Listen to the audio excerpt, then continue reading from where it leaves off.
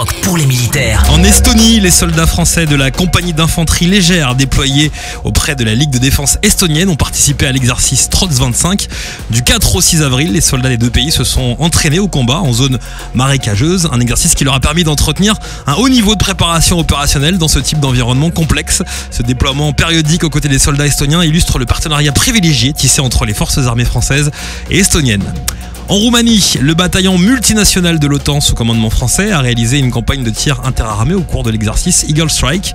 Les unités ont pu mettre en œuvre les canons César, les mortiers lourds de 120 mm ou encore les véhicules de combat d'infanterie Griffon. La France, tout comme ses alliés de l'OTAN, déploie fréquemment le meilleur de leur arsenal au sein du bataillon multinational. Les militaires de l'Alliance maintiennent ainsi une maîtrise approfondie de leur matériel de poing pour renforcer toujours davantage la posture défensive de l'Alliance sur le flanc est de l'Europe. 2 bâtiments français ont été engagés dans le dispositif. Les chasseurs de mines tripartites Lyre et Cefé. Le 1er avril, le Cefé a conduit une plongée conjointe avec des plongeurs démineurs de la marine slovène. Ils ont également opéré ensemble une démonstration de chasse aux mines afin d'approfondir leur technique dans ce domaine.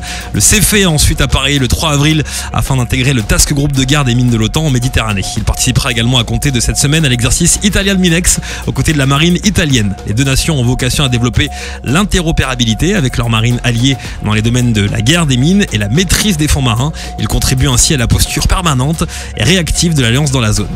En Pologne, dans le cadre de la mission d'assistance militaire de l'Union européenne, les instructeurs français dispensent des formations au profit des forces armées ukrainiennes. Ces dernières sont adaptées en fonction des besoins exprimés par Kiev et se déroulent à la demande du partenaire ukrainien. L'objectif global étant toujours de renforcer la capacité de l'armée ukrainienne à défendre l'intégrité de leur territoire face à la Russie. Sur terre, sur mer, comme dans les airs. Skyrock PLM, en équipe avec Uneo, la mutuelle des forces armées.